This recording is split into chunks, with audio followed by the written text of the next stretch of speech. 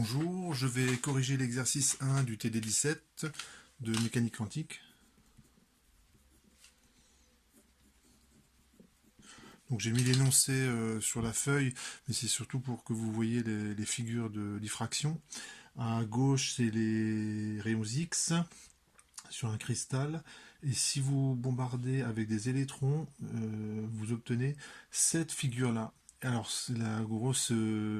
Quand vous faites ce genre d'expérience, vous pouvez quand même être surpris du résultat. Parce que les rayons X, c'est des photons, donc c'est de la lumière, c'est des ondes, si vous voulez. Alors que les électrons, c'est des particules. Et le résultat est le même. Alors je suis en train de répondre à la question 1. En quoi l'expérience de Thomson confirma-t-elle la nature ondulatoire des électrons? Ben, vous avez la réponse. C'est que quand vous bombardez des électrons avec la bonne énergie, ils se comportent, on voit leur comportement ondulatoire. Donc tout simplement,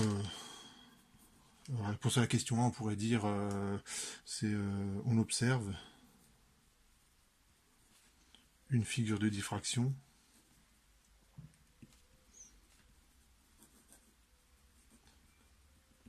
semblable à celle obtenue avec des photons de haute énergie. Les rayons X, c'est des photons, donc ça s'est appelé rayons X, parce qu'en fait, à l'époque où ça a été découvert, on ne savait pas encore que c'était des photons, mais c'est bien des photons qui sont très énergétiques, donc ils sont capables de vous traverser de part en part, et ils sont arrêtés par tout ce qui est un peu plus dur, on va dire, comme les os, ce qui fait qu'on arrive à voir le squelette quand on fait une radio. Donc voici pour la question 1,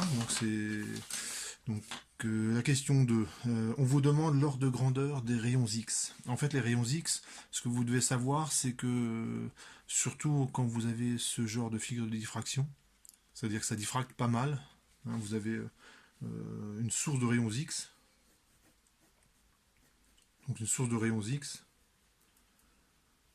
ça peut être obtenu, donc il y a différentes façons de le faire, mais une façon assez simple de le faire, c'est que vous accélérez des électrons, mais vraiment avec une très grande vitesse. Et les électrons, vous bombardez un morceau de métal. Alors j'imagine qu'il ne faut pas prendre n'importe quoi.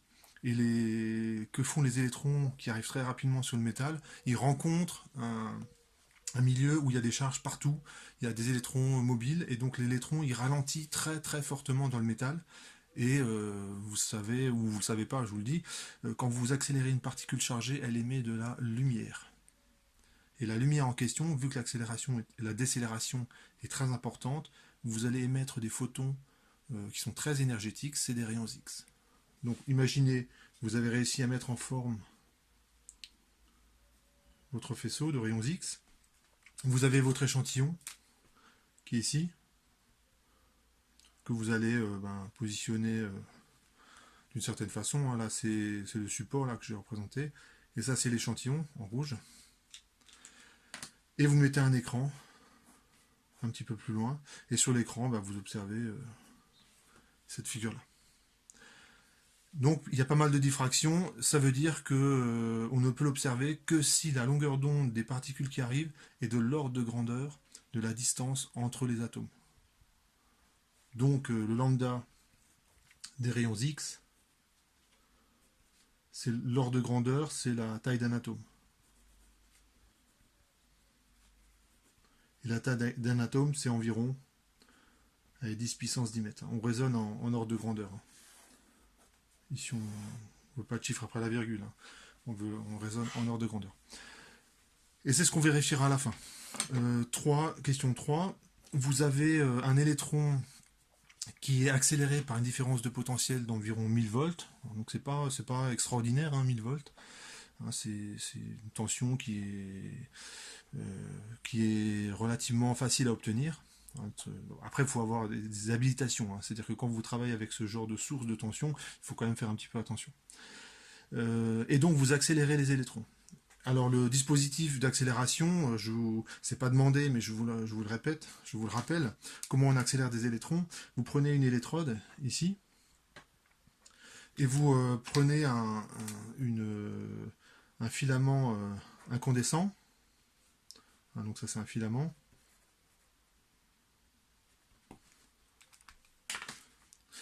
Vous chauffez l'électrode et quand vous chauffez l'électrode, les électrons, c'est comme pour un gaz, hein, on pourrait parler de gaz d'électrons dans le métal, les électrons sont fortement agités. Et de temps en temps, ben, vous arrivez à extraire un électron du métal. L'électron qui sort du métal, il sort du métal, il a une vitesse qui est relativement faible. Une vitesse assez importante pour nous, par exemple, si on faisait le calcul, mais pour un électron, ce sera une vitesse très faible par rapport à ce qu'il va obtenir comme vitesse à la fin de l'accélération. Je mets une autre électrode en forme de grille. Pourquoi? Parce qu'il faut quand même que l'électron, au moins une partie d'entre eux, rate le métal et se retrouve, passe à travers la grille. Ça c'est important. Et donc on accélère l'électron. Alors si j'ai pas de chance, bah, il est absorbé par l'électrode qui est là. Et si j'ai de la chance, hein, l'électron il ressort ici avec une vitesse qui est très importante.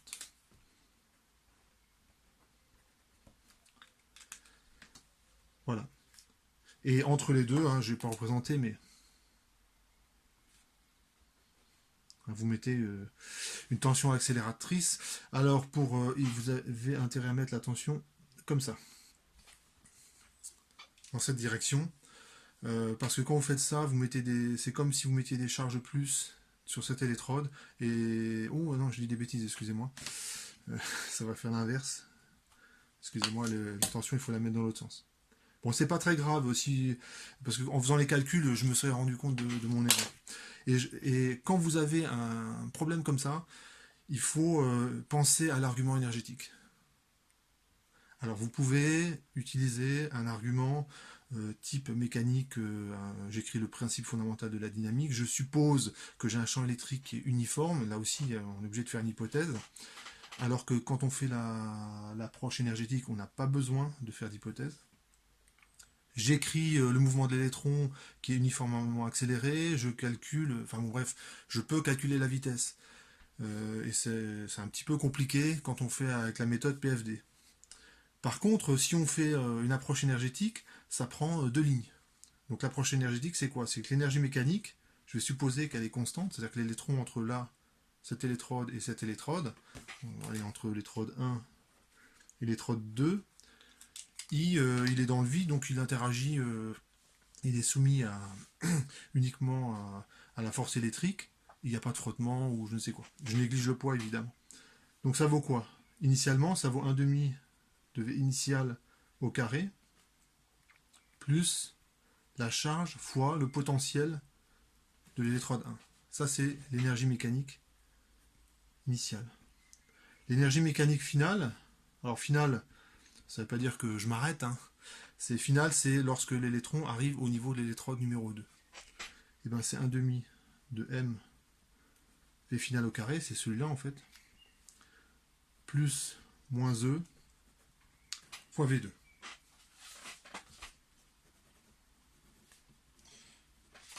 Alors, et ce que je vais dire, c'est qu'il y a égalité entre ces deux énergies.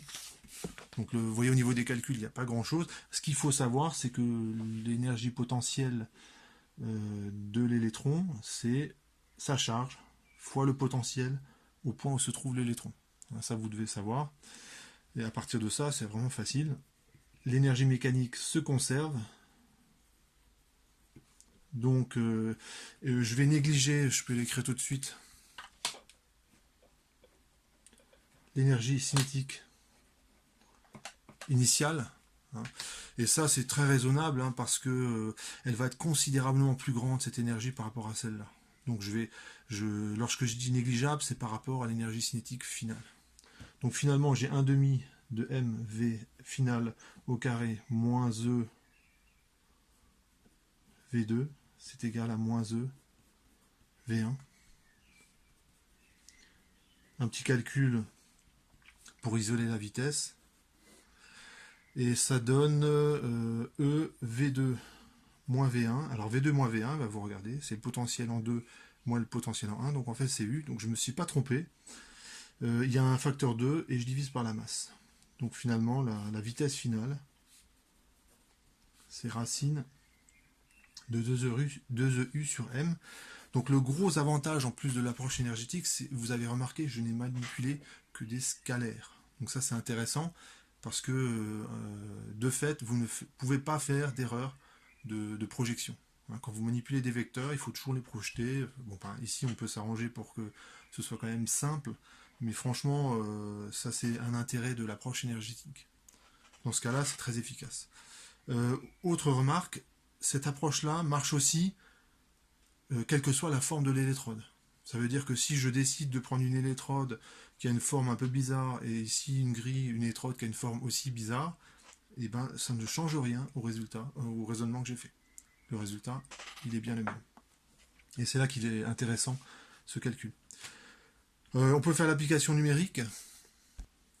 Alors j'ai fait l'application numérique et je trouve une vitesse qui est très importante. Hein. Alors j'ai mis 18 millions de mètres par seconde.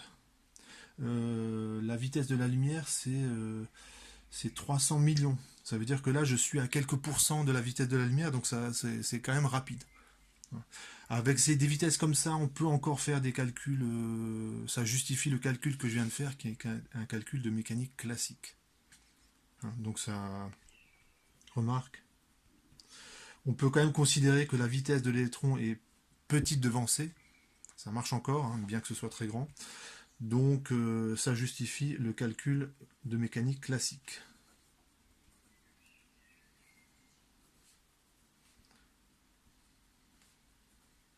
Si je m'étais rendu compte en faisant mon calcul que j'arrive à une vitesse de la lumière qui est très proche de la vitesse de l'électron, qui est proche de la vitesse de la lumière, voire supérieure, hein, en mécanique classique, c'est possible. Dans ce cas, l'énergie cinétique change de forme, hein, c'est plus 1 demi de mv carré, c'est gamma moins 1 fois mc carré, ou gamma, c'est le facteur de Lorentz qui vaut 1 sur racine de 1 moins v carré sur c carré. Bon, les calculs sont un tout petit peu plus compliqués, mais faisables. Bon, bref, ça marche, mon calcul il est consistant. Maintenant, je fais un petit peu de mécanique quantique. Alors, en fait, comment je sais que je fais de la mécanique quantique? C'est que dès que vous écrivez une équation où il y a h dedans, la constante de Planck, vous faites de la mécanique quantique. Dès que vous voyez une formule où il y a h dedans, c'est quelque part, il y a eu de la mécanique quantique pour établir ce résultat. H bar, je vous rappelle que c'est h sur 2pi. Donc c'est une contraction de h sur 2pi. J'imagine que les gens qui devaient écrire ça, qui font de la physique théorique, écrivent ça de nombreuses fois par jour. Au bout d'un moment, ils préfèrent écrire h bar. K, je vous rappelle que c'est 2pi sur lambda, donc je fais référence au cours du début d'année. Et donc la quantité de mouvement, c'est aussi h sur lambda, où lambda, c'est une longueur d'onde qui est associée à l'électron. Et l'impulsion, c'est m fois v. En mécanique classique, je remplace. Donc ça fait 2m EU. Et les deux sont égales et je peux en déduire lambda. Donc j'en déduis que h sur lambda, c'est racine de 2m e fois u. Et j'en déduis que lambda, c'est h sur racine de 2me fois 1 sur racine de u. Et quand on fait l'application numérique, alors je ne touche pas au 1 sur racine de u, parce que si je regarde l'énoncé, il faut montrer ce résultat-là, hein, donc on vous le donne. Et quand on calcule ce truc-là, où h vaut 6, allez, je détaille l'application numérique.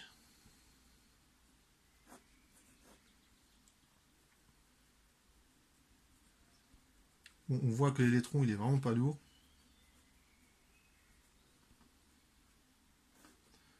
Bon.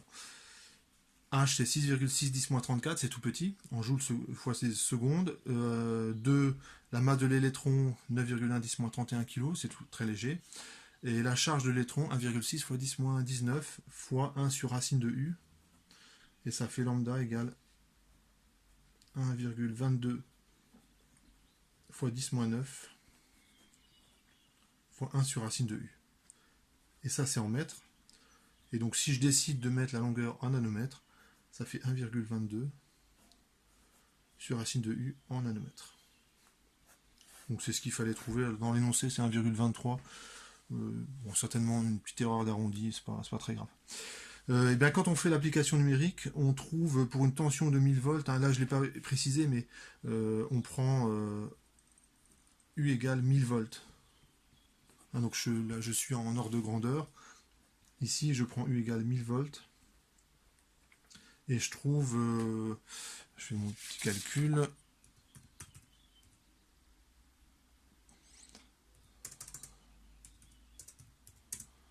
Donc je trouve 38